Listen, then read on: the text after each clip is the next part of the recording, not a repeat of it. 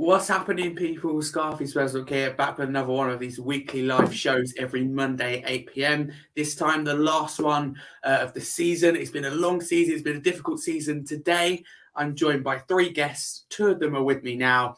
Firstly, regular on the channel, Rachael. How are you doing? I'm fine, thank you. How are you?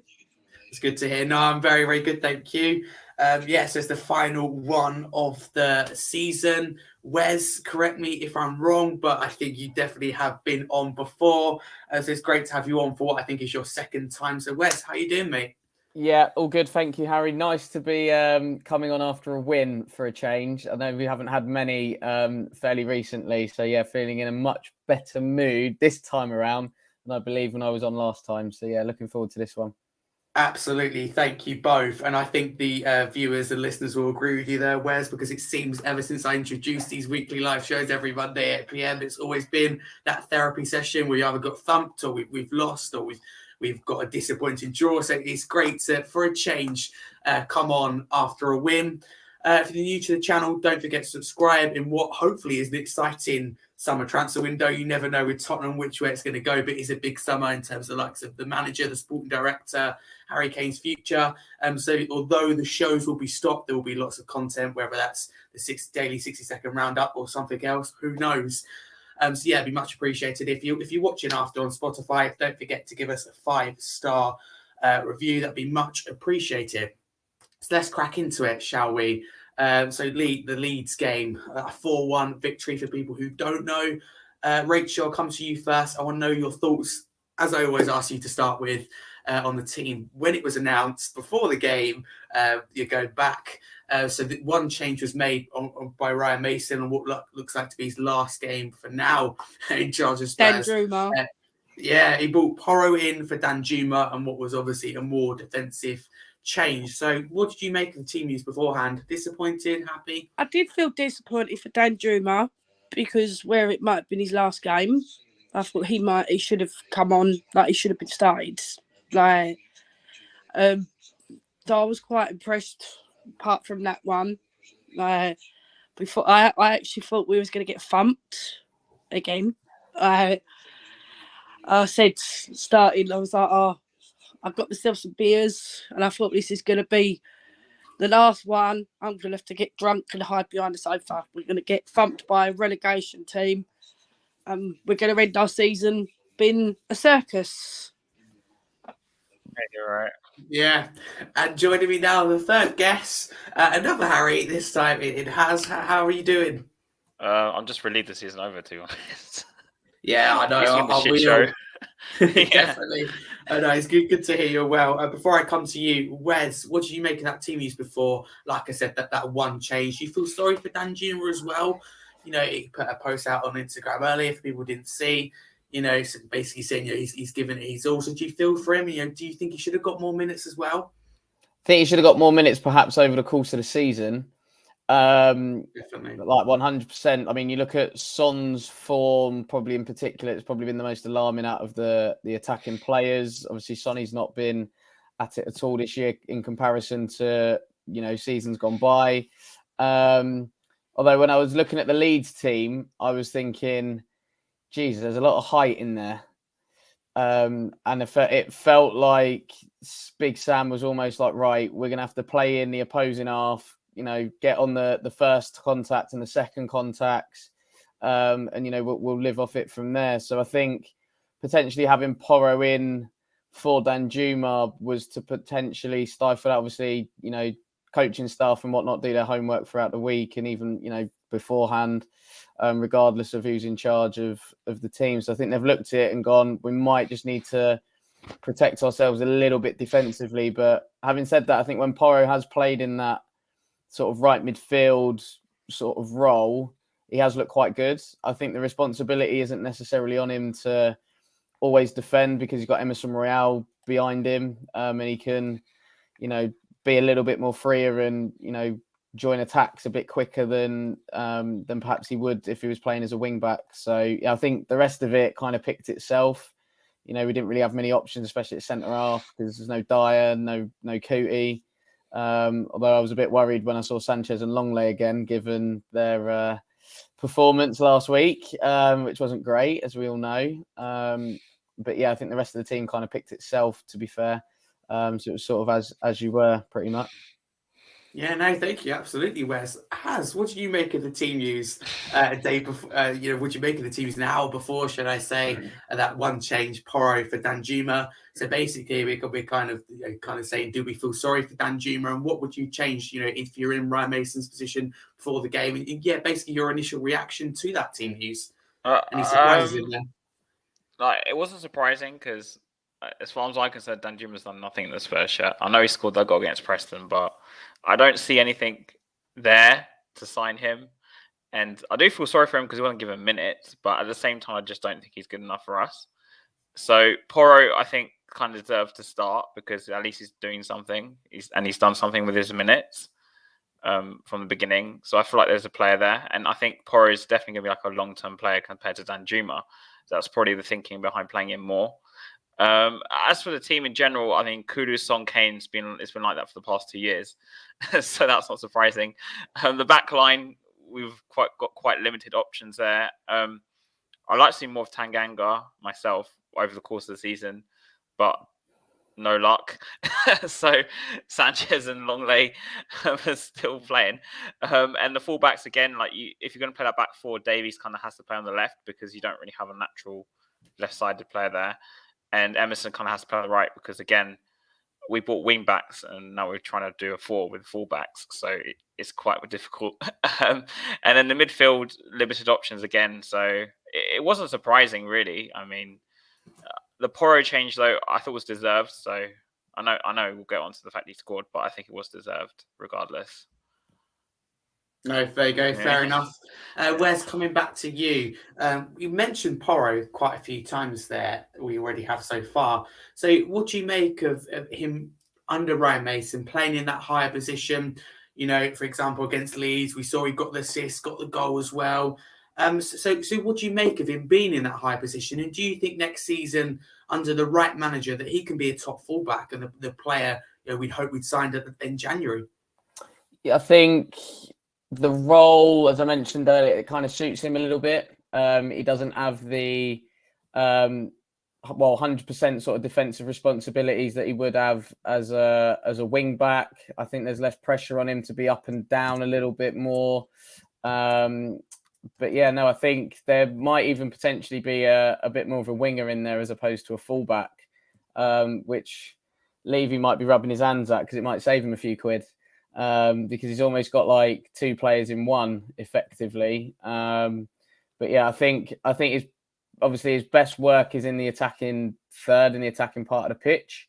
So yeah, playing him further forward, I don't think is a massive change or a massive difference. I think if you look at his output, from crosses and things like that, it's usually quite good. So yeah, I think it's a role that has suited him, and I think he's taken to it really, really well. And I think, in possession as well, we can sort of switch from a back four to a three. You can almost have Emerson as a right-sided centre-back, and he's happy to go out wide if need be, and Davis can cover on the other side as well.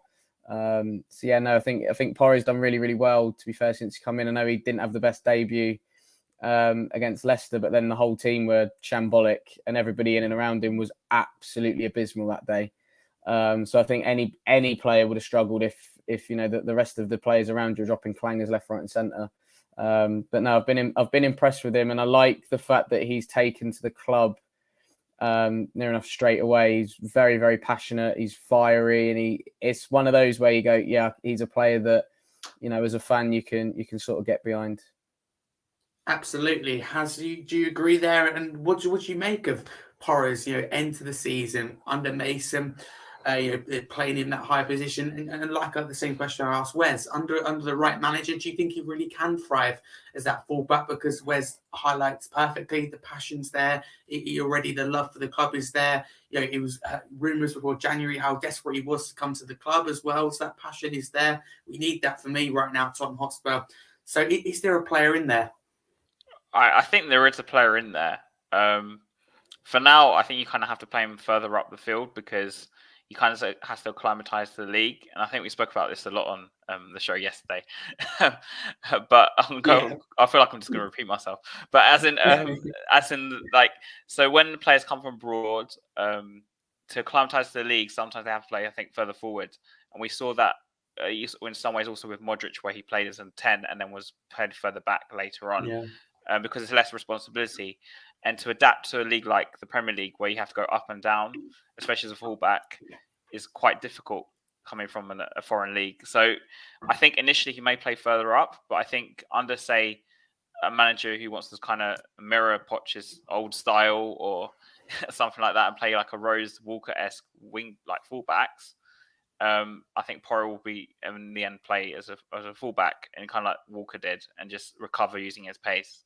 So I do think we've kind of replaced Walker finally, but it's still quite early days and you just don't really know what's going to happen. So, but because you never know, next season he might be really bad. But like the early signs are good, and obviously we have to keep him because he's our best option down that side. But as for a winger, I still think we need to go out and sign a forward, regardless, because Lucas is on his way out, so it doesn't change it for me. No, I agree. Thank you both actually for that.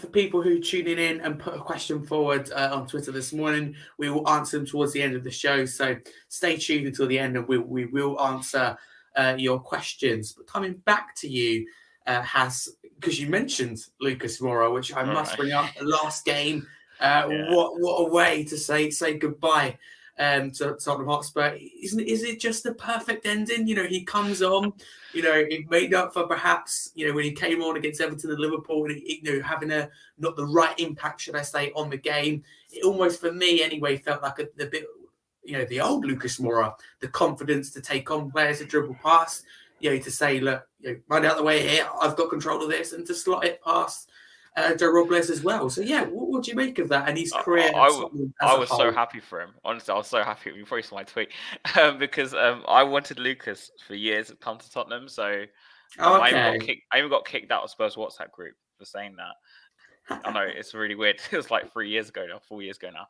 Wow. Yeah, I don't know why, but it's because I got an argument with someone saying we should sign Lucas, and he goes, "Well, you won't like him under Pochettino." I'm like, why would that make a difference anyway? But so I was very happy we signed Lucas, but I actually felt sorry for Lucas under Pochettino because I don't think he was used enough and also in the right way. So we played him often in the middle when I think his natural position of playing as a right winger.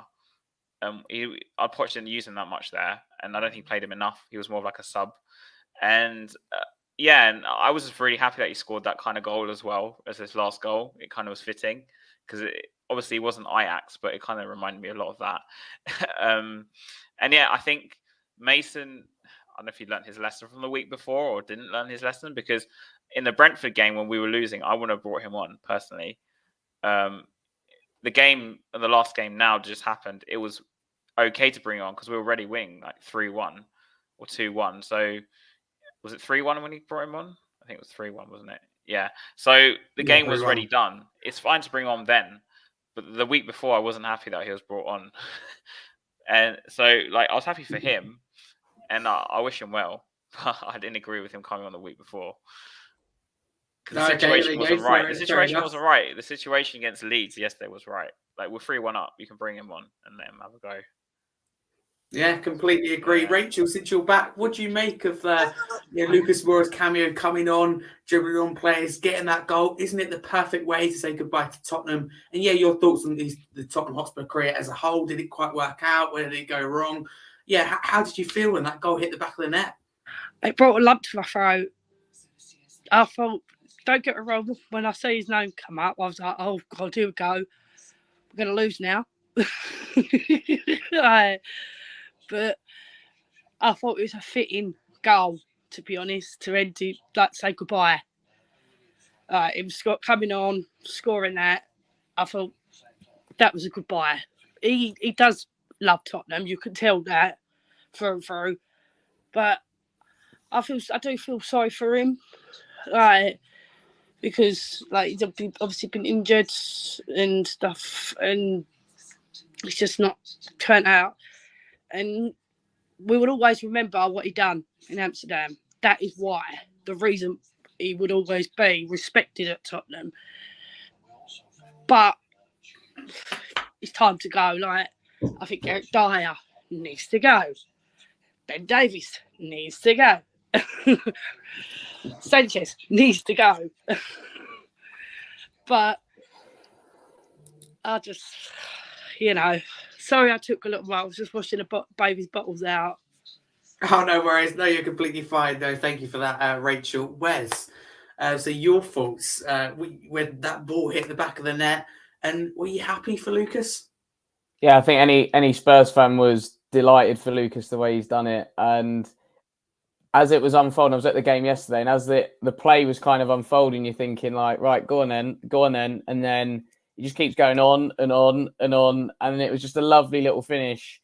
And in terms of his Tottenham career, I think it's been really mixed. I think he's had some, unbelievable memories like the one yesterday, obviously Ajax.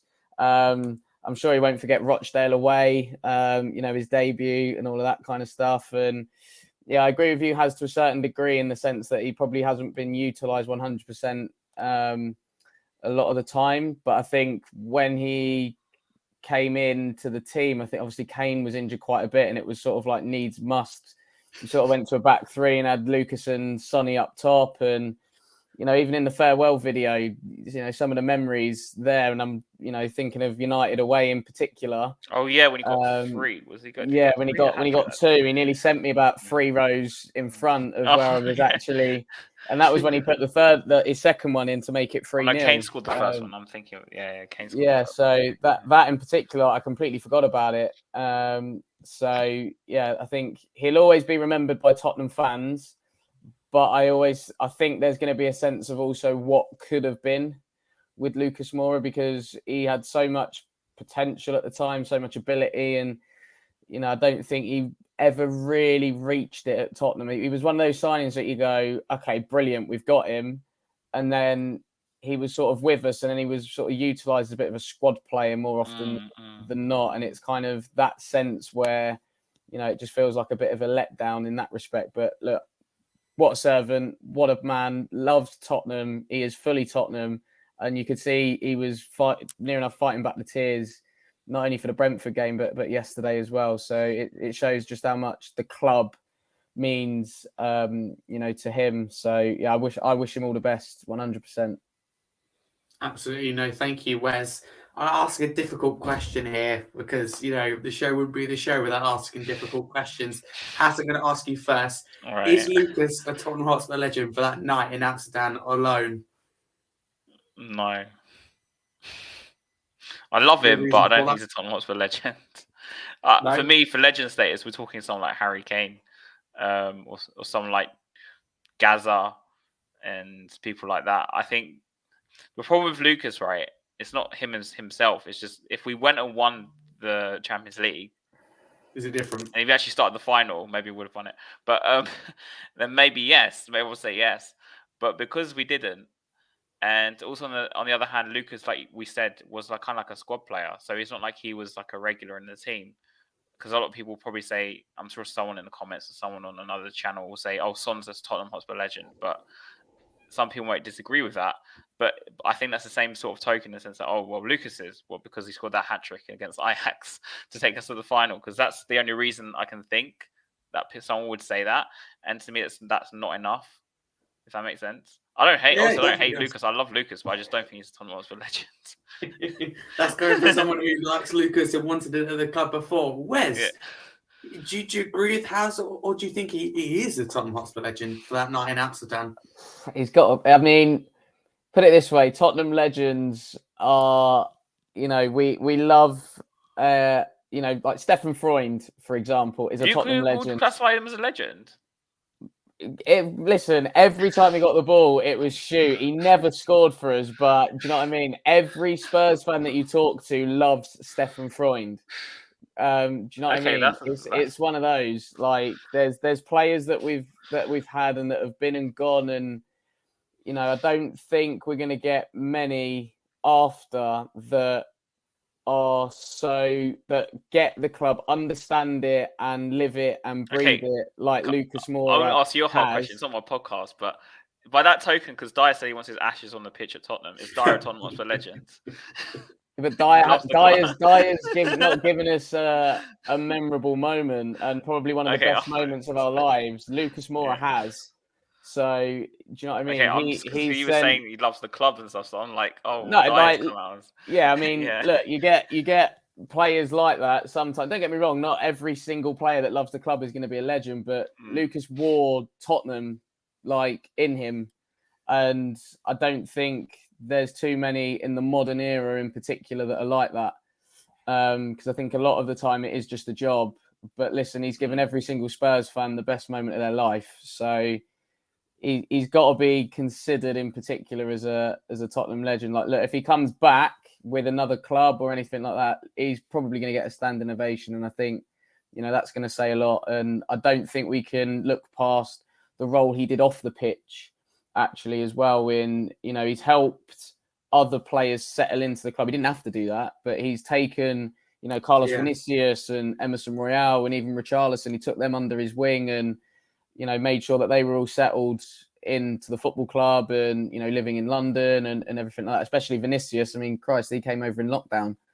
I think there's a lot around Lucas Moura that I think every Spurs fan likes about him. I would argue that he's up there in terms of legend, not like top tier legendary status like a Ledley King or a Robbie Keane or somebody like that, but certainly if he rocks up in a Legends game, I think he's going to get a massive cheer, put it that way. Okay, fair enough. Before I give my opinion on this, Rachel, is Lucas a Tottenham Hotspur legend? Yes and no. Go for it. Like I said, he's given us some wonderful times and I wish him all the best. He's not the likes of Gareth Bale, a Harry Kane. They are legends in my eyes. Without a shadow of a doubt, you cannot. So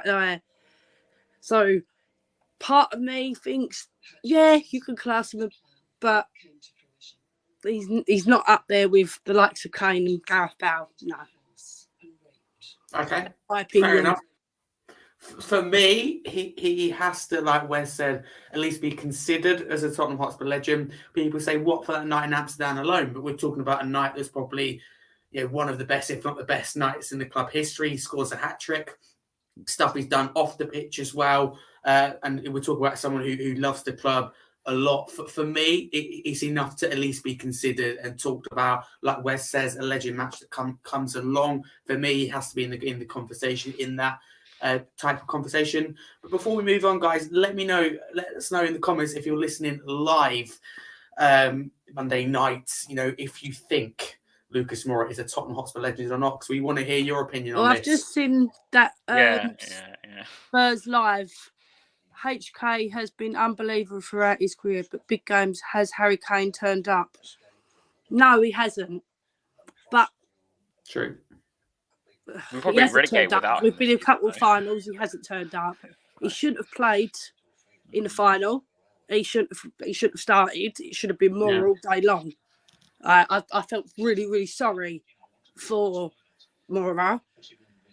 But Harry Kane is still a legend and he will always be a legend. Okay, fair enough. We definitely come back onto that later. Spurs Live also says about Lucas Moura. Of course he is. There's no question about it. And he adds on to say, Lucas Moura, that hat-trick is just a legend alone. And also coming back to that Harry Kane conversation, he said Lucas Moura's done what Harry Kane hasn't been able to do and show up in a huge game. I mean, I can't lie. I love to sit here and praise Kane. Stand up for him when the criticism he gets, in football generally, I think is insane. But one thing that is true that people always come back as a counter argument is he doesn't or hasn't so far turned up in big games. That is definitely a problem. So talking about Harry Kane, Wes, so 30 goals in the Premier League, that's enough to win a Golden Boot. If Haaland, who, let's face it, he's not human, is he, wasn't here, 30 goals, wins the Golden Boot, without a doubt. Where would we be without him? Do you think he will leave this summer? Where would we be without Harry Kane? Knackered is the short answer. 30 goals and nobody's batted an absolute eyelid. Imagine what he could have done in a half decent team this season. It's frightening. I saw some memes going around on social media yesterday saying he's got to go to hospital, get surgery on a bad back because he's carried us all season. And to be honest, he definitely has. I mean, he's oozed class, I think, throughout the whole season.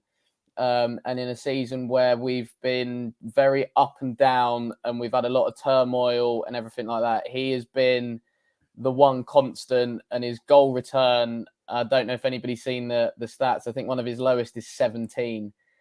Like 17 goals, even for a centre forward, is still a remarkable achievement. Obviously, our record goal scorer, England's record goal scorer. And do I think he stays 100%? I don't think he goes. No, everybody's asking me this at the moment, and they even asked me this 2 years ago when City was sniffing, and I said there's not a chance he goes to City because they were going to wait a year and sign Haaland, and that's exactly what happened.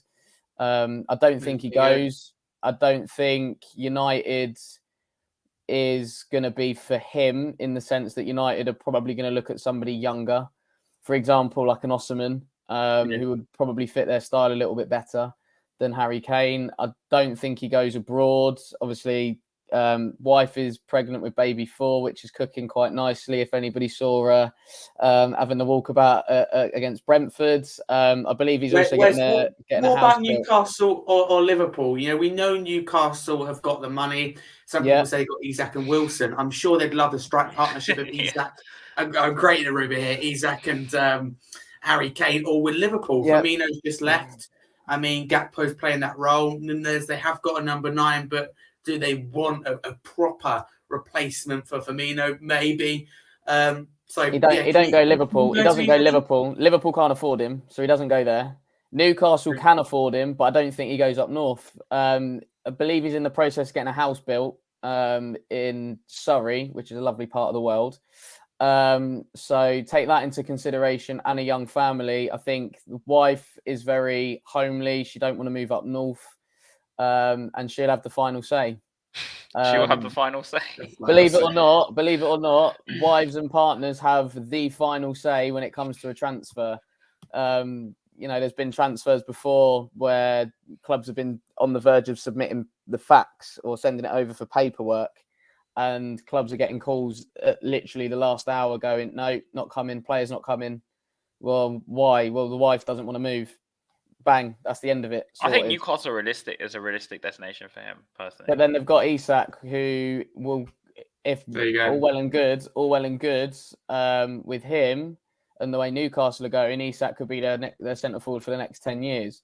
So I think Newcastle have already future-proofed their attack.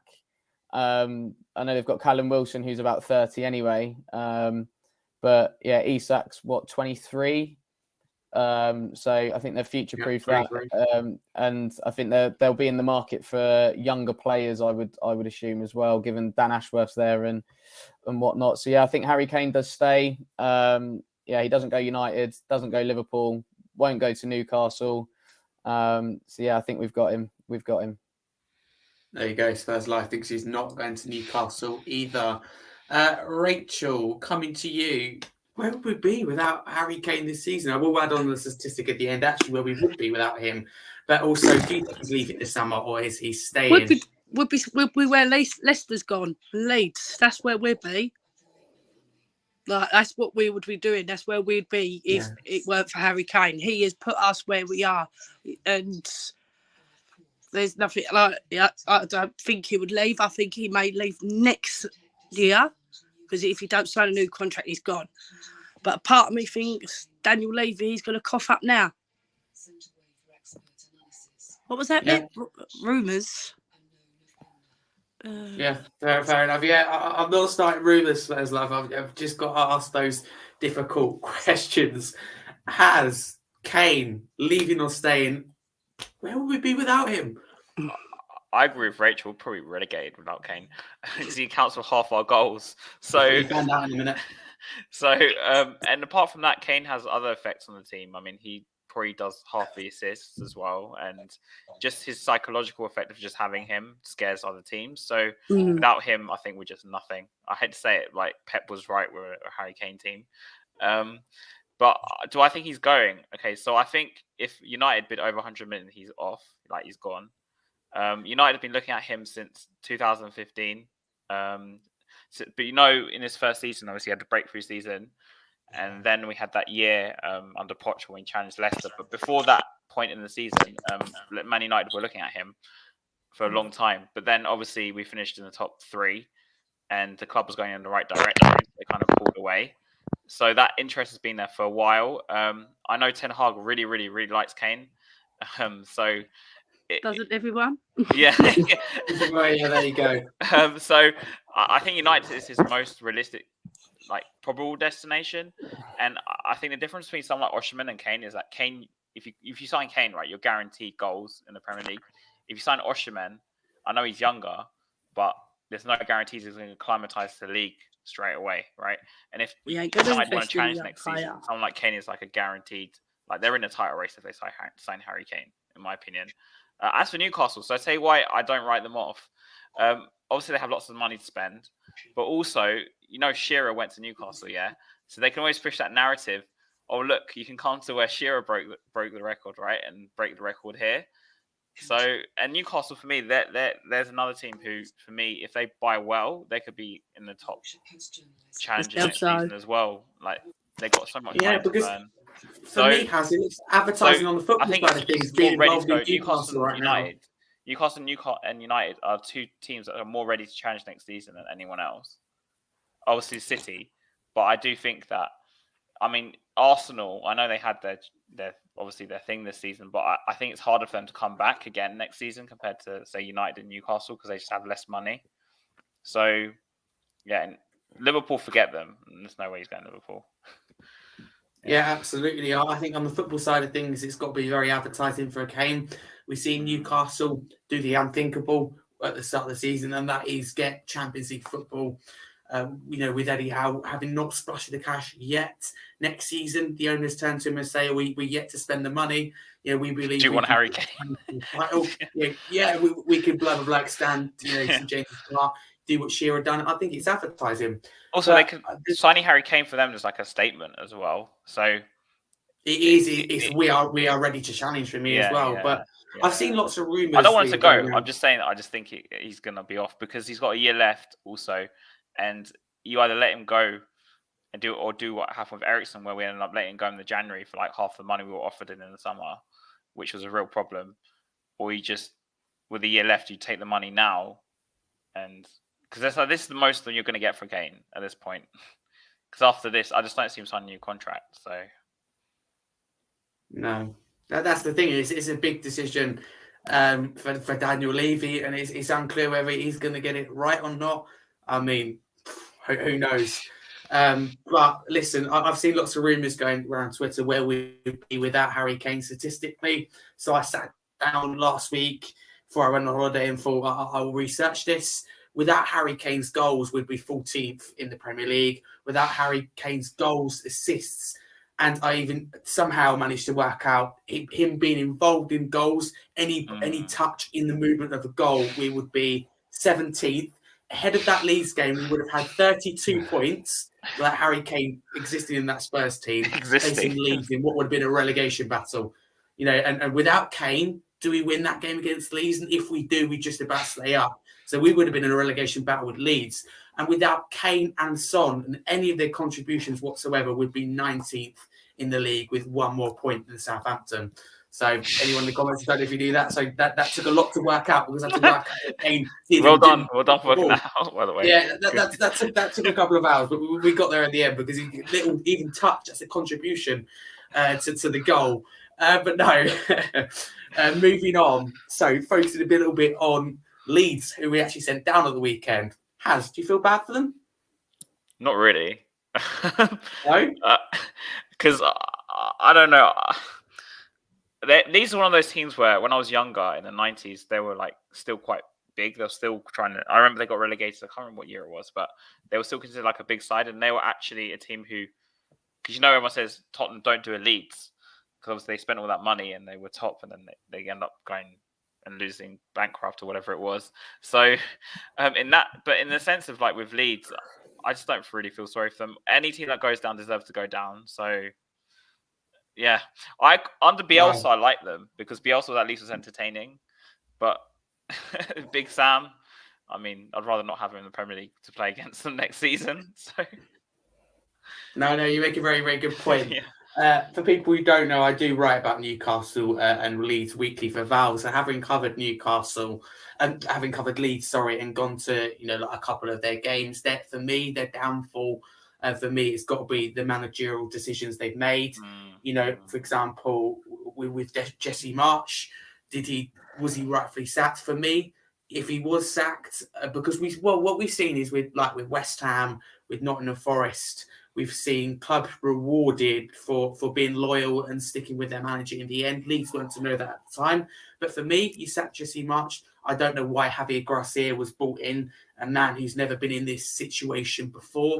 And ultimately, what's cost Leeds? And for me, the reason they've gone down is the goal difference under Javier Garcia. That goal difference decreased by about 18 or 19 under Garcia. And if you're going to appoint an Allardyce, you've got to do it sooner. So for me, you stick with Jesse Marsch, or Allardyce has got to be appointed sooner. So Leeds fans, for me, deserve better. I think they've been let down by the board and the wrong managerial decisions. There's a big disconnection right now. Me just writing about Leeds, I can feel that disconnection between owners, board, and fans. New owners, blah blah blah. There's a lot going on at Leeds, and their future is very, very uncertain as well. But Wes, do you feel sorry for them? And is it ever nice to see a team go down, especially when you send them down? I don't particularly feel sorry for them. It's obviously an historic football club within England, and I just think they were. I wouldn't say were they victims of their own downfall potentially. I think the board definitely was. I don't think the Leeds fans wanted Bielsa to go in the first place. They absolutely idolised him. And even yesterday was singing about him. He's not been there for God knows how long, like 18 months or whatever. And they absolutely idolised him. So yeah, I think if it feels like with Leeds, if they were to sack Bielsa, then it was like, right, who could they realistically attract that was gonna do something really? And I mean, Jesse Marsch has come in, and you look at the recruitment, it was very heavily based surrounding him and what he wanted, and they're thinking, right, okay, at least they're trying to back their manager, but for one reason or another it didn't work out. I think you look at the signing of Weston McKennie, unbelievably talented player, but he just looks a shadow of himself. And yeah, it got to that stage where something had to give. Like you say, if they were going to sack Jesse Marsch, could it have been a bit sooner? I think they sacked him about two weeks after he actually brought in Weston McKennie. So he must be going, well, what on earth's going on here? Javi Gracia, I think he did a wicked job at Watford, to be fair. And, if you're going at Watford and, the circumstances there aren't always forgiving. And I genuinely think he did a good job at Watford. I think the Leeds one, it was a case of a little bit similar to what Everton have had, in the sense that it was so far away from what players they've got and what Leeds were used to. It was almost a culture shock, and the players just didn't react to it. And then all of a sudden it's like, right, we are completely in the mud here. Who can we try and get to save us? And they've turned it to Big Sam to try and get a reaction out of it. And unfortunately for Leeds yesterday, it wasn't the case. But I genuinely thought, though, yesterday on sort of route to the game, that it was going to be one of those days where, Tottenham weren't really going to turn up. We were sort of on the beach, and, Leeds with something to play for with that crowd behind them. I thought that was going to get them over the line. So, yeah, I'm kind of half glad that it obviously didn't happen from our perspective. But, yeah, and then seeing some of the scenes after the game as well in the ground, it was... if I was a Leeds player, I'd have kept my head down and got out of there straight away, because they were going for blood pretty much yesterday. They were not happy at all. Yeah, no, thank you, Wes. I'm just going to put it out there. Since I've been following football, I've never seen a stranger appointment than Leeds with Javier Garcia. yes, I thought he'd done an okay job, a good job, if you like, decent job at Watford, but not being in that situation in a relegation battle. Big Sam was free. For me, you've got two options, and it's unclear at the time whether it's right or wrong option. You stick with your manager, you be loyal, which the likes of West Ham and Nottingham Forest did, and it paid off. And loyalty, for me, deserves. They deserve that. Leicester, again, they weren't loyal to Rodgers. Perhaps they deserve that. But if you're going to bring Big Sam in, you don't give him 4 games when you've got to face Manchester City, Newcastle, Tottenham, and West Ham away, which at the time looked like a relegation battle. That's 4 tough games. Even someone of Big Sam's history and kind of career, if you like, where he's kept teams up in a difficult situation, it's just too much for him. Leeds, as I said, massive disconnection right now between the fans and the board, and that is, for me, continuous decisions that have been poor and let down by the board. It's sad to see personally, because the fans gave it everything before the game. It was absolutely rocking inside of there, and also you can't hide away that the players on the pitch. I think it's a similar situation with Tottenham. The people above are the problem, but at the end of the day, we also have to blame the players on the pitch because they're the ones ultimately who can change the game and can deliver when it matters the most. Leeds didn't show it for me enough heart. The quality, yes, it lacked, but they just weren't good enough. And that ultimately comes back down to the people on top and the recruitment and the managerial decisions. So just a quick one on that, Harry, as well. I looked at the Leeds team yesterday. There was about 6 defenders in it. And you're there going, Leeds have got to win here. What's the point? Why did they not play Somerville or Notto? I genuinely don't know. Everybody knows if you have a bit of pace out wide and you isolate our defenders 1v1, you're going to be in. Although I think Big Sam's the last one to blame in Leeds' situation. For me, you say that, but for the game yesterday, I was like, you picked the team. Facing Tottenham, that you go out there and get the first goal and you get it. We're in trouble. Confidence. I know Romero wasn't playing, but the type of player that loses his head, what I call liability in that situation. Because look what Somerville done to us in the reverse fixture at the Tottenham Hotspur Stadium. And Nonto as well. They were unbelievable. They were absolutely unbelievable. Going into the game, I thought, Notto, Somerville, we're in trouble here with our defence. It was a ridiculously defensive lineup. It's like against West Ham. They go 1-0 up and they instantly defend.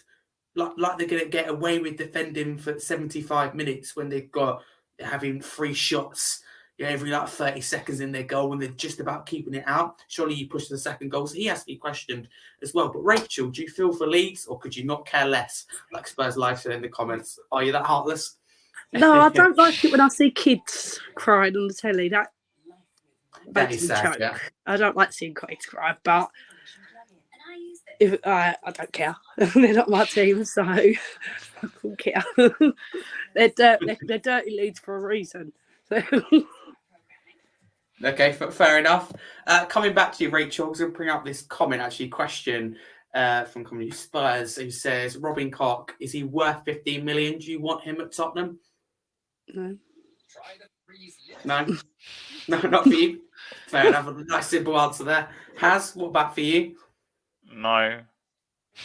No, he's worth probably 1 million or something. I don't know. 50. I love these simple answers. Wes, it'll probably be the most expensive cock that anyone's bought anyway. But yeah, I think I don't. He's a strange player. I think genuinely because he's not necessarily somebody that we should be looking at, and the reason for that is because he needs somebody calm alongside him. We do not have anybody like that. We've got an absolute loose cannon in Romero, and I just think he's going to be all over the place because Romero likes to have a little wander every now and then, and I don't think Robin Koch has got the capabilities to really cover him. I think genuinely Romero needs Vertonghen next to him because if that is the case, you'll see a completely different centre half. But yeah, I don't think he's worth it. I know I've seen the rumours today that we're supposedly sniffing around him, 15 million sort of cut price deal, 1 year left on his contract. I mean, it screams Levy all over, really, doesn't it? So Tottenham. Yeah. But I think, look, if you're shopping at Leeds, you don't go for their centre halves because they've been shipping goals left, right, and centre for the past 3 More seasons. Than us. I think if you're shopping at Leeds, you are looking at Somerville or Nonto or even Jack Harrison. I wouldn't mind, direct winger, can put a wicked ball into the box. Like some of the crosses he was putting in yesterday, it's just begging for somebody to attack it. And you're thinking, well, if Kane's on the end of them, mate, he's hitting Haaland numbers just by getting on the end of crosses. I know we don't necessarily play that way, but it's a different option, I think, for us. I think we could do, a lot worse than Jack Harrison. I think someone's asked me we've that been linked with him for a while. Yeah, someone's asked me that before, and I said, you know what? Yeah, I wouldn't mind it. I wouldn't mind it. I mean, it's not one of those that's going to get you It off was your last seat. But you go, season. Was it last year? Yeah. It's not one of those signings that's going to excite you, but you go, Is he you know homegrown what? When as he comes well? on, I don't think so because he came in at where he did the whole college scholarship system in America. Okay. So, but yeah, I think like I say, if you're shopping at Leeds, you're not going for their centre halves. Put it that way. Yeah, I completely agree. There's a lot of attacking players out there, like you mentioned, the Somervilles, the Nottos, and there's lots of other young players coming through. I mean, you've got the likes of Harrison. There's one player I do not want. Is James Maddison. I do not care. I do not want him at all. I saw that earlier, and I do disagree with you on that. But I like disagree as well. I like the reasoning why you don't want him at Tottenham. But no, we can get into that, Rachel. I personally can't see why, but hey ho. Next question. Did you not read what he put up? I did, yeah. No, we can mention that. Want to come to Tottenham? You don't want something like that at Tottenham. We have to put up with Leeds. But I look at what he does on the pitch first before we're crying out for a number 10. We can trace back something somebody said. What? Remember Doherty? 11 years ago. He was an Arsenal fan, and he had to come out and do that.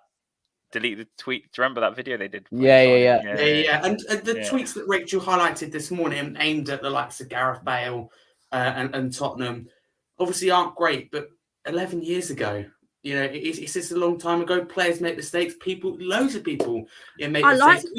Spurs Live. I like Maddison, but his tweets towards Tottenham I do not like, and I thought was bang out. Look at Doherty though. Look at Doherty. Openly supported Arsenal, but still came to Tottenham. But I see what you're saying. But for the player in James Maddison on the pitch, for me that oversees. He's injured I like prone. that you're kind of thinking. He's also injured prone. Yeah, no, he is. All of our injuries, it welcomed with our medical. He'd go out for 2 days and be out for nearly a year. Yeah, that is true. I have nothing to say about that. That is true because you look at Sessegnon was meant to be out for 2 weeks. He hasn't been seen in what years. So there you go. Harry, there's this word we used to use back in the 90s about Darren Anderson, sick note. Sick note. Yeah. Do you remember? Yeah. We've got a lot of those at Tottenham. Like Sessegnon, I think counts as one for sure. That was his. Well, there you go. With our medical team, they certainly do have a lot to answer for. But the next question in the chat before we move on to a couple of bits, then we will get to people's questions put forward on Twitter this morning. I haven't forgotten, don't worry. Spurs Live, thank you for tuning along, Spurs Live. I may not agree with everything you put in the chat, but thank you for tuning in for what is lengthy 50 minutes so far. Lo Celso Ndombele Wiggs. If you had to bring back one, who are you bringing back? Wes, I'm going to give this to you. Lo Celso. There you go. Jeez. I mean, for me, it's a toss of a coin between Lo Celso and Ndombele. I genuinely think there is an unbelievable footballer in Tanguy Ndombele. Some of the things he does with the football are like ridiculous. To the point where, the way he can get players around him and just turn instantly is just, I think his balance is outrageous.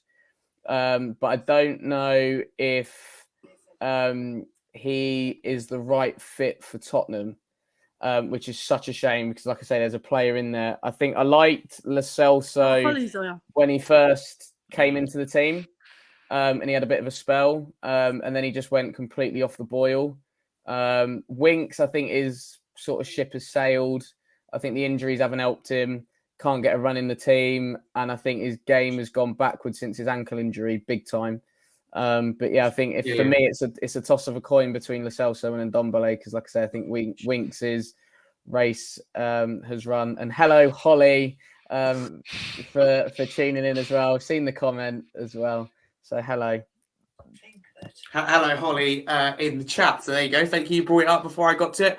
You're doing my job, Wes. Good to know there's always someone to step in when I'm not here. No, I'm going to quickly give my opinion on this.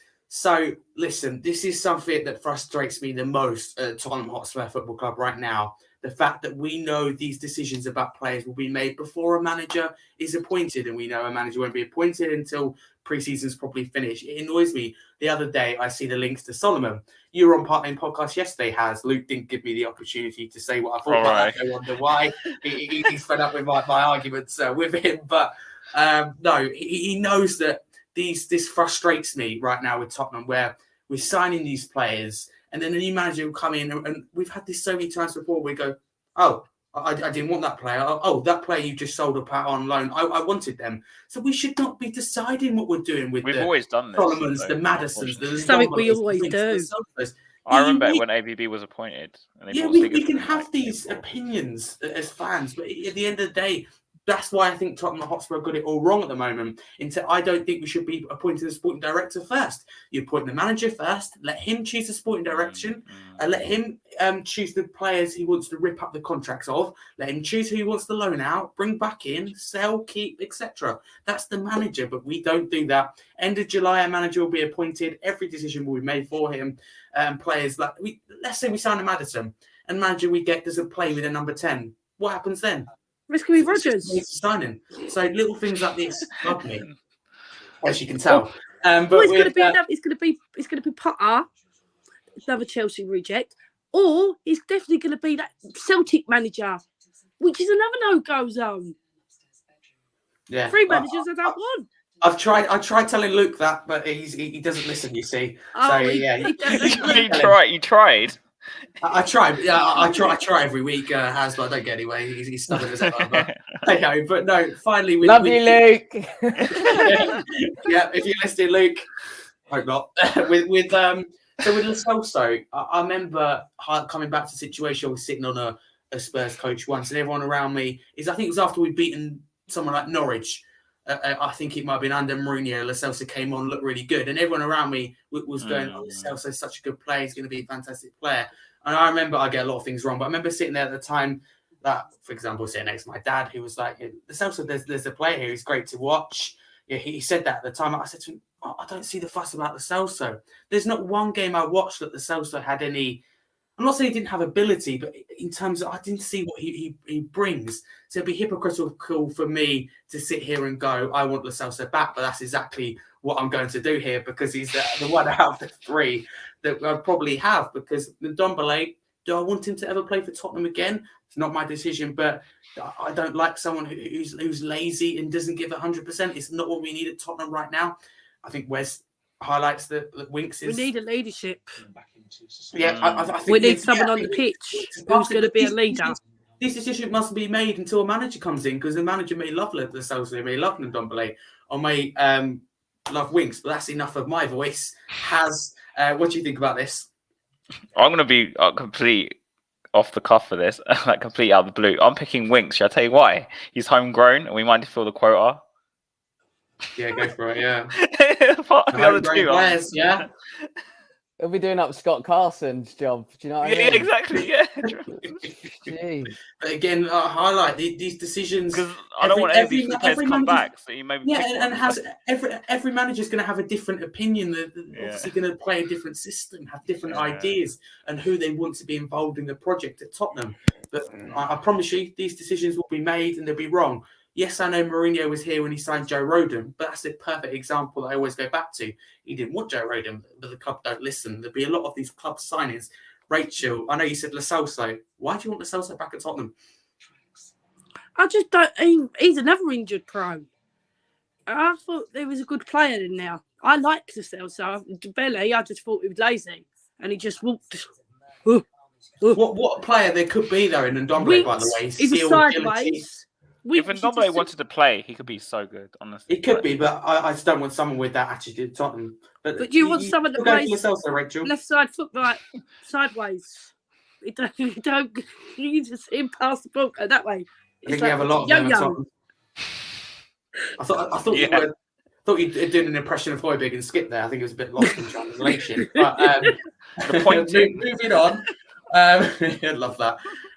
So this is painful to bring up for some Spurs fans, especially myself, and that is the news coming out from Chelsea today that we had this morning. That here we go from Fabrizio Romano. It's going to be announced later today. Once again, spot on. It was. And Chelsea have announced Pochettino on a 2-year contract. I have my opinions on this. Rachel, you look like you want to answer this first, so I'm going to come to you. How do you honestly feel about that? And whose fault is it? I'm very opinionated about this, but I want to know your thoughts. It's Daniel Levy's fault. Daniel Levy and Donna. Because Donna didn't want it, so he didn't pick up that phone. But he's a traitor. What he's done... He turned around and said he loves us. You do not go to another rival. I had this discussion with Alfie this evening. We actually had a row about it because he's telling me Chelsea are not our rivals. Well, yes, they are. Just like Arsenal are. Just like West Ham. We do not like them. You do not do that. And it's a bit... what Poch has done is a kick in the teeth. Daniel Levy has blatantly shown the fans... we didn't care anyway, but you had... all the fans singing for Poch, and he didn't pick up that phone. You had 2 legends say yesterday that he was waiting for that phone call. Levy didn't pick it up. So he's showing that he does not care about Tottenham fans at all. You don't want a chairman that don't care about the fans. All he cares about is what's going on there tonight. That's how I look at things. It's like my mate, there was a couple of my mates on a coach last night, and on the way home, you've got them singing, "We want Levy in. We want Levy in." Some of my mates were singing back, "We want Levy out." And like I said, I didn't even know there was people singing that. Wow. The only thing he's done is built that stadium. He's done nothing else. What? Oh, wow. Whoopie Doodah, top 4. Is that a trophy? What does that bring? Mean more money to his pocket. Sorry, we've got on back to that. No, you're fine. Thank you. It's important to have those discussions. Whose fault is this, and does it hurt? So for me personally, it doesn't actually hurt me. Like I know it sounds weird, but if he went to Arsenal, I'd be more angry. But Chelsea, for me, I know they're London rivals, but I just don't feel the same sort of I guess anger towards them. But in terms of what Rachel was saying, I'm not someone who wanted Poch back, by the way, just as a caveat to this. But I know there's so many people who did, but the problem is Levy's ego is so big that he won't admit he made a mistake sacking him, so he would never bring him back anyway. So this is why this has happened. You can only blame Levy really, because if you didn't pick up the phone, even Fabrizio Romano reported there was no discussions between Tottenham and Pochettino. And you can't blame Poch for that. He was probably sitting there just waiting for a call and he never got it. So that's why it wasn't signed. There's been nothing signed until today. And the season ends and they just announced it. So Yeah, I can completely agree. For me, this is on Daniel Levy and Daniel Levy only. Poch has made it clear for a long time. Hints that he wants to get. He's actually begging to come back a year ago, wasn't he? He's going to the training ground every day. Yeah. He was, Ozzy Diaz and all the rest of those legends, Spurs legends would hang out with him so much as well. Yeah, they said last night. Yeah. Poch didn't receive a phone call. Poch sat on Sky and said, "I want a Premier League job. I want to get back into the Premier League." And he said, "Unfinished business at Tottenham." He spoke about Tottenham. That love's still there. And to hear from legends, to hear from Fabrizio Romano that he's waiting for that phone call, it hurts. And for me, it's on Daniel Levy. I'm not going to blame a man, regardless of who the club You can't expect him to sit there for years and years until he gets a call. Yeah. I believe it's just a killer, though. We know he's going to come back. He's going to be on the other side. And you're going to still get the odd fan chanting his name. Yeah, you will. You're right. You will. Yeah. And that is going to be quite embarrassing. Yeah. He's now manager of it's going to be a battle at the bridge. What's it going to be? Tottenham versus Poch. Potter versus Poch. Probably. Don't know.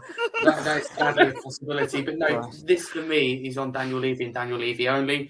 I'm not blaming Poch for taking the Chelsea job, because I think this is aimed at Daniel Levy. You know, you sacked me. You're not getting me back because of the ego, and you not accepting that you sacked me was a mistake and that you've wasted the last 4 years. So take that. I'm joining Chelsea. You know, and I think he's sitting here thinking, I hope that puts pressure on Levy. Levy can go, and I can go back to Tottenham. I believe that Tottenham's still there in his heart.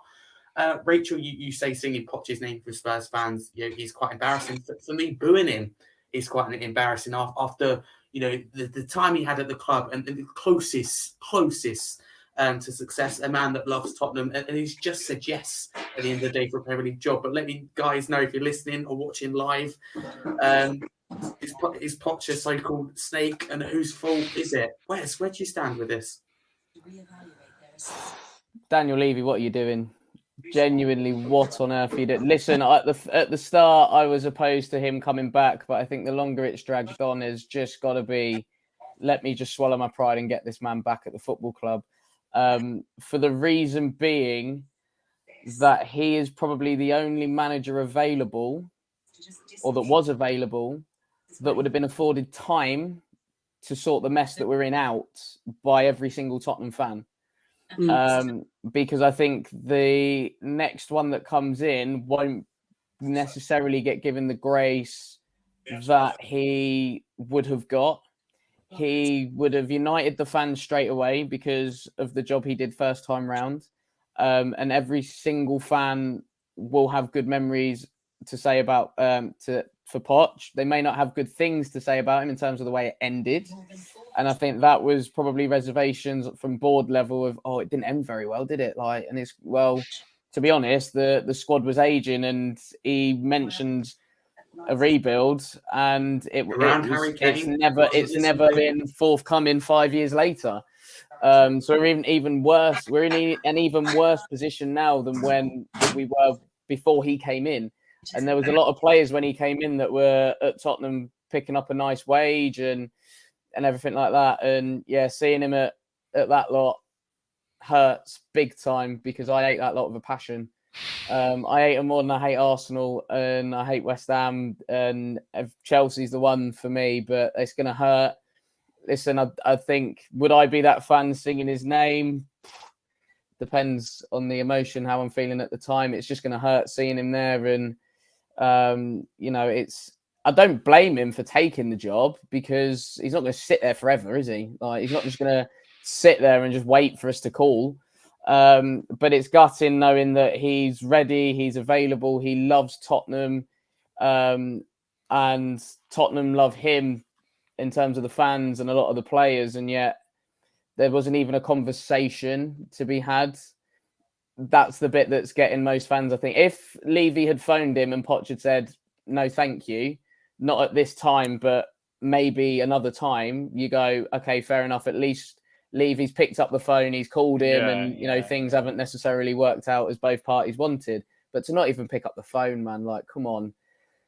This is a man who worked absolute miracles on shoestrings and was getting his, not even, you know, his third or fourth choice of player that at times. And yeah, like I say, it hurts, I think, because of the job he did for the football club and everything else, not so much the team. He built a football club, and the last few managers that have come after him tried to build football teams, but he built a club from top to bottom, and his imprint was everywhere. And it's just a shame that now if he comes back, it will be ex-Chelsea manager as opposed to just him being, you know, the man that we know and love. And I think there's a lot of love for the person, because he showed emotion when he needed to show emotion. He was calm when he needed to be calm. He was fiery when he needed to be fiery. And listen, I don't have a bad word to say about that man at all. He is literally the only MP that I trust, and all of that. So do I wish him luck? Absolutely not. Hope it goes horrendously, because it's Chelsea. But do I want to see him back at Tottenham? 100%. One day, just come home, Gaffer. Come home, please, Gaffer. Yeah, For more pain. You want Rachel's shaking her head, but I think Wes is absolutely spot on. So let us know in the comments about what you think about this. There you go. And the sad thing is, we're sitting here going, the only reason that phone hasn't been rang is because a certain somebody cannot accept the mistake that was made, and that we wasted the last 4 years and in a worse position than when Poch was here and when Poch was sacked. So, when it comes down, we're talking about a man who can't accept their mistakes, and that is a massive problem. You're a chairman, as a human being, it isn't anybody, that is a problem. Last question for you guys before we go on to the questions of the podcast on Twitter this morning, and that is the thoughts overall on the 2022-23 season. And all I want is a rating out of 10, to be fair. So Rachel, give it out of 10. No. You go for 0. That's how bad it was. No Okay. Europe, nothing. Fair enough. Haz? 1, just because Harry Kane got 30 goals. Give you that one. There is that. Yeah. That is, just Harry Kane breaking the record. That's the only reason why. Yeah. Wes? I'm going to be quite the opposite. I'm going to give it, I don't think you could give it any more than sort of a 5, 5.5. The reason I say that is because there was actually some positives this season, believe it or not. Like, I think we're forgetting we actually made our best ever start to a Premier League season. I would beat Chelsea this season. Oh yeah, we did beat Chelsea, didn't we? Yeah, I mean, obviously we beat Chelsea, which is always nice. But yeah, we made our best ever start to a season. So 1. And I think there was at times some football that you could try and get behind. It just wasn't often enough. I think the whole Conte situation overshadowed a lot post World Cup. I think pre-World Cup, it was a case of let's just get through to the World Cup and see where we are. And there was always that feeling of we can't be this bad after the World Cup, but in typical Tottenham fashion, we were even worse. I think if you'd have asked me pre-World Cup, the rating would probably be about a 7. But I think post-World Cup, we've been that bad, and the drop-off has been that dramatic that it can't be any more than a 5. But yeah, I genuinely think there's been some positives in the early part of the season. It was just the second half of the season was just an absolute car crash. It was one disaster literally after another. And yeah, I think that's why it can't be sort of any more than a 5 for me. Okay, fair enough. For me, I'm going to give it a 3, and the reason it gets that 3 is you pointed out that win over Chelsea, and probably I got asked what's my favourite moment of the season, and I've got 2 moments actually, and that is where we got that point at Stamford Bridge, that Kane last minute goal. That's a special moment to go there and get a point in the way we did. Did we deserve it or not? Doesn't matter. And City at home, the game I went to, I remember we beat City 1-0. What was it? I think it was when Stellini. I don't know if it's when Stellini stepped in.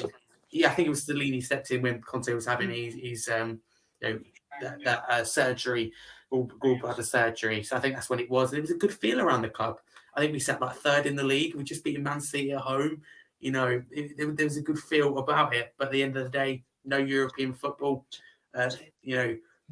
Ages without a manager, and we've had 3 managers, 2 being interim managers, poor managerial decisions again, and ultimately 8th place deserves, and that 3 only comes from that Harry Kane breaking the record. That was a special moment, being against City as well.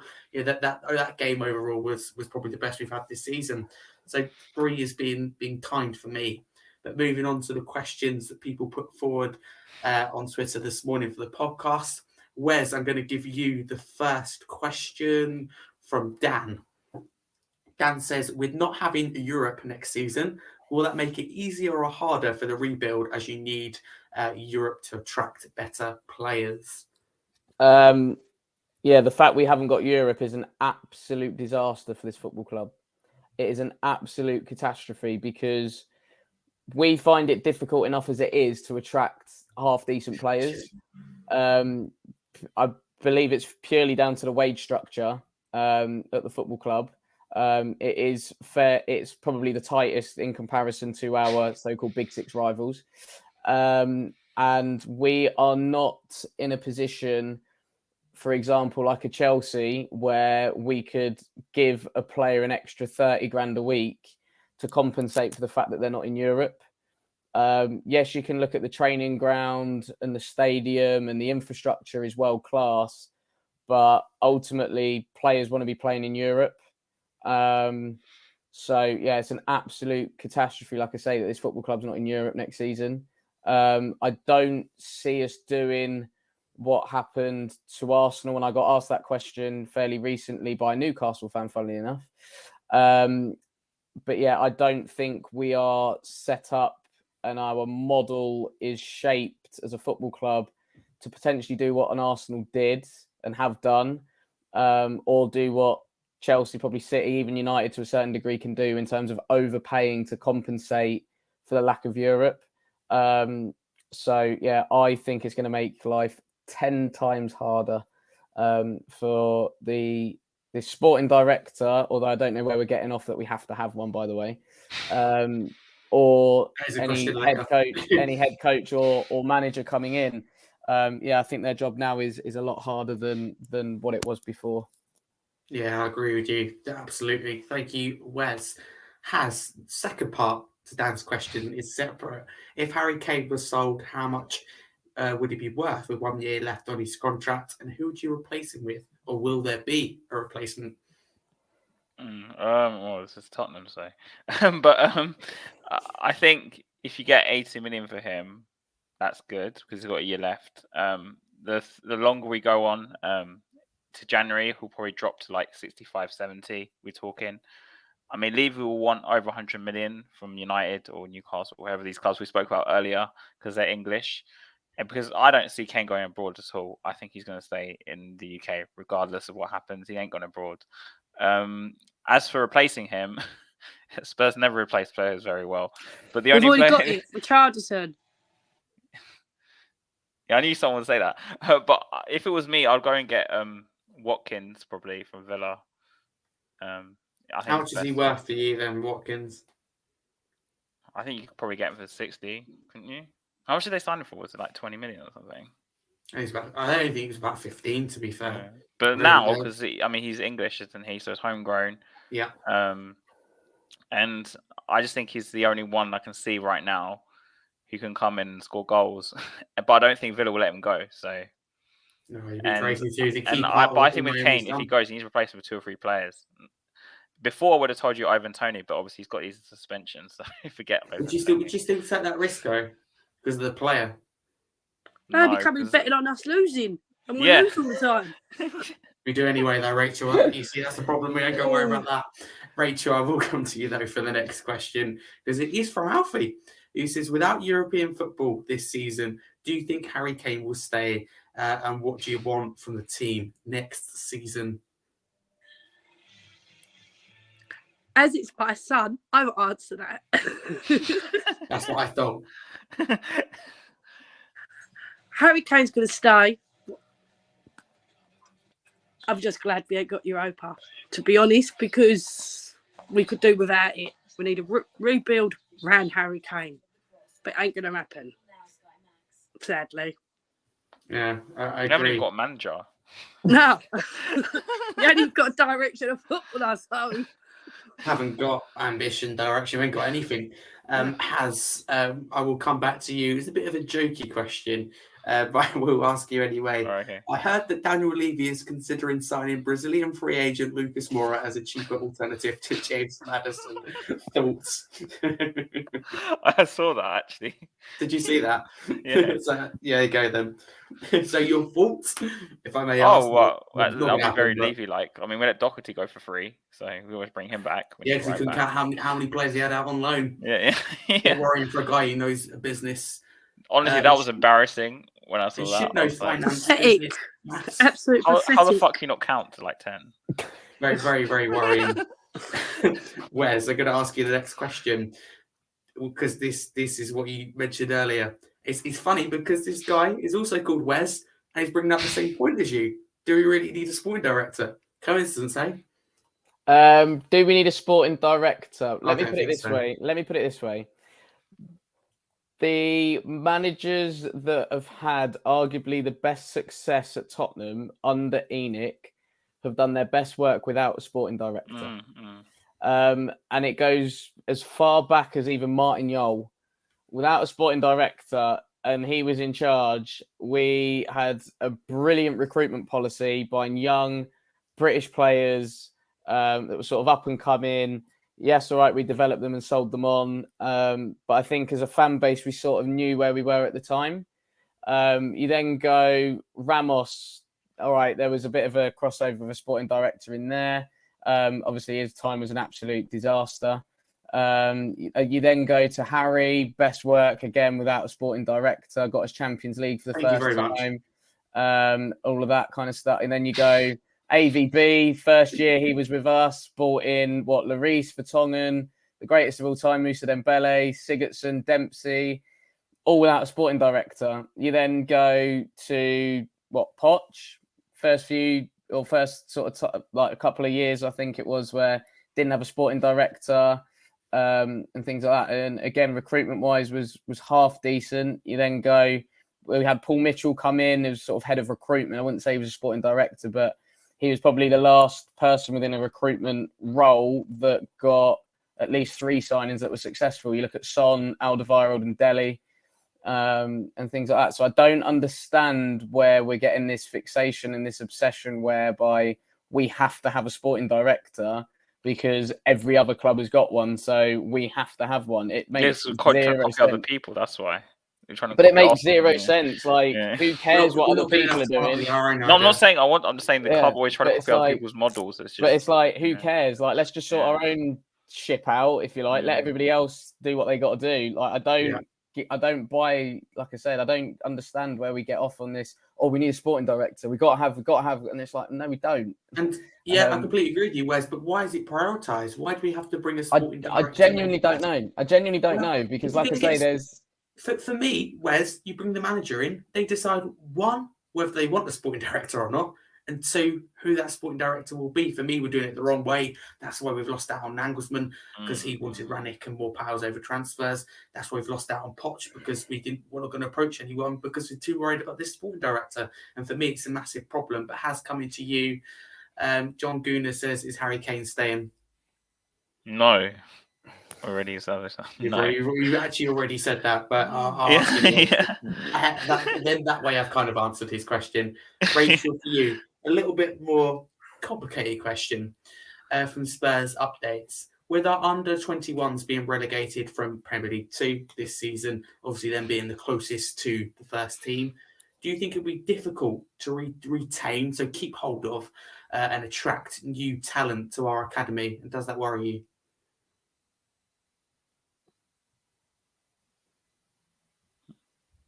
Can you hear me, Rachael?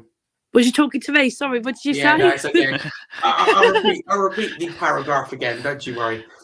Spurs Update says, with our under-21s being relegated this season from Premier League 2, the under-21s being the closest to the first team, do you think it would be difficult to retain and keep and also attract new talent to the academy? Does that worry you?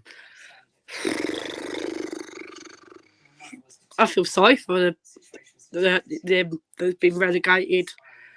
Like, we was meant to build a new stadium. Was meant to attract world-class players. So, Joe Reedy. why are they going to want to come to a team that's been relegated? And why are they going to come to a team that is not in Europe? No, that's a good question. I think the club's in a mess at the moment.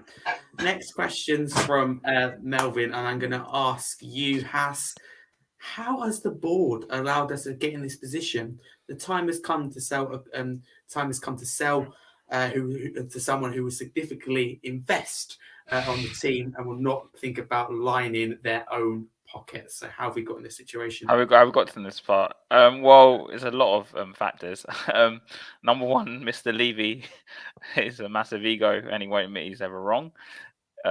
All these statements he puts out to me are very condescending. I think I remember saying that yesterday. Every decision we took in the season with fans and club's best interest, with ambition and with desire. Ambition would be appointed Nagelsmann or Pochettino for me. I mean, Nagelsmann didn't want to come, but that's partly because of Levy. but you can make him want to come though. Mm-hmm. You offer the deal with which you wanted Ralph Rangnick. You give him more power over transfers. Probably Nagelsmann would have been here yesterday. I know you're right, but it will never happen because Levy won't ever change. It won't happen. But if we were a serious club, it would happen. But if I'm being completely honest, like they don't really care much about much of the football now. So I just think they just left it to rot. Look how much they hyped up Beyonce today. Oh God, the cocktail thing as well. Did you see that cocktail thing? We'll talk about it yesterday, won't we? And all this other look, because they spend more time. Like you saw the small print. Have you seen about the stadium? And at the end, it goes and sometimes Tottenham Hotspur matches. It gives a list of NFL and all this other stuff, concerts. I told you that annoyed me. Yeah. So that sort of thing to me implies that we're like secondary or last on the list for them. So this is why it's got to this point because they don't really care that much. They built this new stadium and the purpose of it was just to host more events to make more money, which apparently goes back into the team. And to me, it's just like I just don't think they really care. And they don't really treat us with respect, and that's clear to see. So this is how we've got to this point. And because fans don't really like when me and Harry, we both been to protests. I've been to about 4, I think.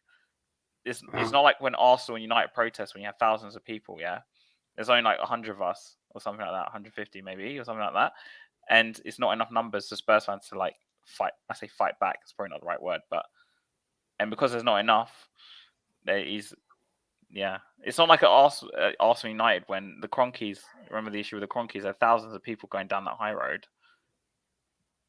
Like it was like that, and I just don't think we're. Yeah. Okay. Fair enough. You care what you wish for? I don't know. I can't see getting. If it's bad now, it can't see being any worse. I don't think anyone would wish for Daniel Levy. That's the safe to say. No wonder Chelsea don't do business with us. Rachel, next question is for you. I find it hard not to chip in on this because it's something I feel strongly about. Normal Toast Spur says, has Kane had a better season than Haaland? And what do you think are the arguments for or against? And what was your opinion? Well, I think he's had a better season than Haaland because we've been he's played in not a very good team, and he's done amazing. Haaland, like you said, he's a robot. He just does that.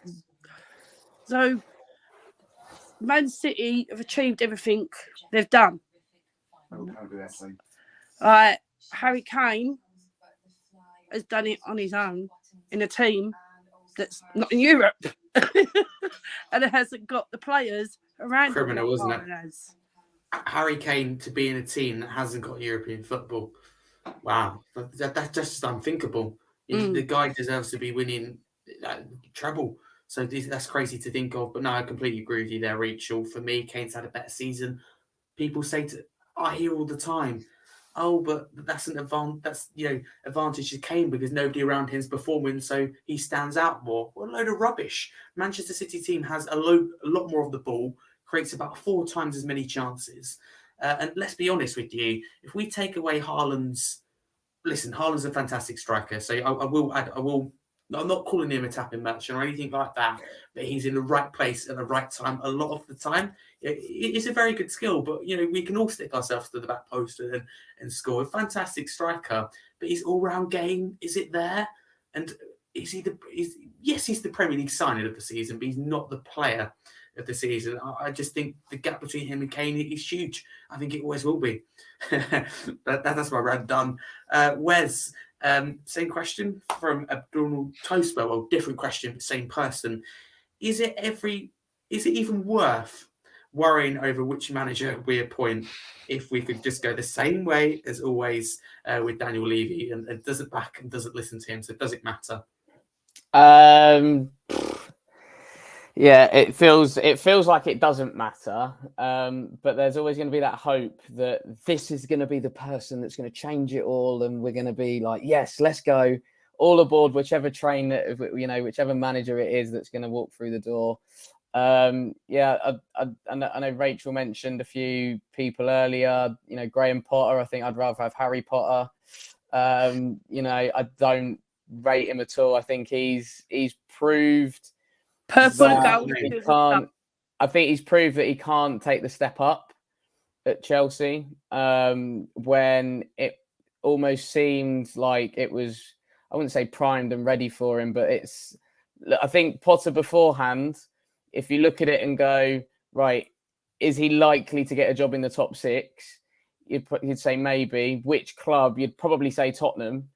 But I just think now, since he's been at Chelsea, a load of stuff just completely went wrong for him. And I think he took it too early, but I don't blame him, because it's going to be one of those where that type of job wouldn't come round again for him. I think Big Ange from Celtic, I think it's a manager who would underwhelm a lot of fans, but for him, it's the job of his life. And he's going to, argue, but then at the same time, why would he want to take it? Why would he leave Celtic, who are in the Champions League? He can almost win when he wants, effectively, because there's not really much competition up there, and they are so far ahead of the Rangers. It's it's frightening. And why would he leave that to then come to a club where, like we know, we're not in Europe, we're not really going anywhere. I know he had a big job on his hands at Celtic anyway.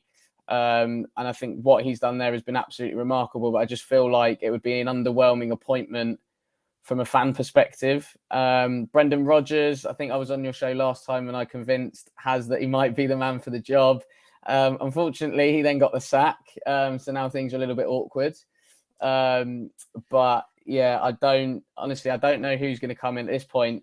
It's not one of those where I'm going, I don't care. I just want it over and done with. So I can start to get behind the person. Have a nice summer. I just want to, start to get behind the person that's going to, be in charge. And if any manager does come in, don't get me wrong, I'll give him a chance. I think every manager deserves a chance. I gave Mourinho a chance, and I wasn't his biggest fan. So was I. I gave him a chance and stuff. So yeah, it's just one of those where you just want it over and done with. But yeah, I think the powers that be will be the powers that be. They're going to want to have a say, because to them it's their football club. But it's interesting when we see the likes of Brentford, who have a different model, Brighton have a slightly different model, Newcastle in particular, but they all have one common thing. And all the clubs that have finished above us have all got a common thing, which is there are competent football people in charge of footballing matters. And that is the common theme that runs throughout any successful football club. Competent football people in, looking after the football side of things. And I think that is where we've fallen short, in particular in the last sort of 5-6 years or so, is not having the right people in the right role at the football club. And try and take. So yeah, that's my take on it, really. Okay, fair enough. Rachel, I'm going to give you the next question from Ben. Ben says, who do you think will become the next manager, and how long will it take? Father Christmas at Christmas. As my husband said, Father Christmas. Yes, spot on. Love that. Do you know what? I think it's going to be Mason. Obviously, I don't think he's ready for it, but it's cheap. I was literally just thinking that, actually. It's a cheaper option for him. Can't do anything. We could. So is Rodgers. I just think it's on the plate for Daniel Levy. He's sitting there with a fat old smile. He's got Mason with his stupid little comments. He's spent his money. And so he's got everyone on his little string, like, to big him up when I've done a good job and you haven't done a good job. Do you get what I'm saying? Yeah. So I actually think it will be Mason, and I don't think he'll ever get sacked. ever. No. Yeah, no, I think you're spot on there. I'm going to answer the final two questions. First one from Luke. Does Kane exceed Haaland in terms of ability, given his far greater number of goal assists, which arguably shows he's more versatile and effective centre forward? Yes, I think Kane's had a better season, has more ability and a better all-round game. As that is that answered. And the last one is from an Arsenal fan. He seems to comment a lot on my stuff. That's Bob. How do you feel about winning the transfer window and less than 12 months later finishing 8th? So I'm not going to answer that, but I will say to him, it's how does it feel finishing second in And bottling it. and bottling it. So 11 points clear. So let's see what he has to come back and say about that. Probably never see him again. He'll probably rock me after. But hey ho, that is it for today's show. Thank you all for watching and tuning in. Not only today, wherever you're listening live or on Spotify, thank you over the whole course of the season. The shows will stop and then we'll be back when the new season starts. Roughly about 76 days to be precise. When the next show will be. We have a manager by the time you start the show. Yeah, let's get bored and put in a random show. But no, the show quite funny tonight. If you're new to the channel, don't forget to subscribe. That'd be much appreciated. So yeah, thank you for all the support. This season's been fantastic. Purple of gold. Tottenham Sold. Leave you out. Leave you out. So see you later, Rachel. And so yeah, thank you all for coming on. Take care, Rachel. Haz, where can people find you? All right, so I will still be doing shows during the summer because we'll have managers to talk about that will probably never turn up and players to talk about that will never sign. So that's going to be our next show. Actually, we're going to do a show about players Tottenham are linked with that they'll never get. So that's the show's coming out at some point this week, probably. But yeah, so you want to subscribe? It's Hasper TV, and if you want to see my moanings about Levy on Twitter, it's at Hasper92. So it's quite similar. Yeah, just go subscribe and follow me if you want. Yeah, it's been a pleasure to have you on, and thank you for coming all the times you have. This season it's always been a pleasure. Enjoy our laughs, our banter, whether it's on Parkland Podcast, whether it's on my show, whether it's on a View for the We're like on the same shows all the time now. So. We are. I seem to follow you. It must be something unique about the name, eh? Yeah. Wes, where can people find you? Thank you for coming on for your second time this season. That's all right. Right, boys and girls, strap yourselves in. This is a long one. I remember the last one. Here we go. Twitter at Wezo10, unofficial Moussa Dembele fan account, as I always say. What I usually tweet about, to be fair. And Instagram at Wezo32. Usually up and down country following Spurs because I've got nothing better to do. I also have my own podcast, which sometimes happens on a Sunday, depending on guests that I can get on. That's WM32 Football Podcast, just talking general football. I love talking about football, all types of it. So, yeah, it's been quite nice to get that back up and running after some fans and some coaches in particular. So if anybody is watching that wants to jump on and talk about their club or their coaching journey, feel free to get in touch. And yeah, I also run a football coaching business as well in Milton Keynes, helping young boys and girls develop and get better. So it's Kickoff Football Academy or Kofa MK on the socials for that. Harry, that's a wrap. Perfect. There you go. Go check out both Wes and Haz where they told you there, in and out of social media. If you want to follow me, it doesn't matter that much, but my Twitter handle is HarryScarf22. Most importantly, check out my channel, Scarfy Spurs Talk, because we will be back in the usual time, August, when the season resumes. And we'll be here regardless of results, unlike some Arsenal fans have been this season. They do go hiding after they miss. But also big up, because thank you, because I said before the final show I wanted to reach 750 subs. That was smashed. That was me sitting there being ambitious. So thank you very much. It's been an incredible season. The show's gone down very, very well. So I will see you soon. You'll definitely see me before the new season starts with plenty of Spurs content. So big up, everyone. Thanks for the support this season. Thank goodness we get a break from Tottenham. But as we always say on this channel, regardless of the results, regardless of the performances, regardless of the situation we're in, come on, you Spurs.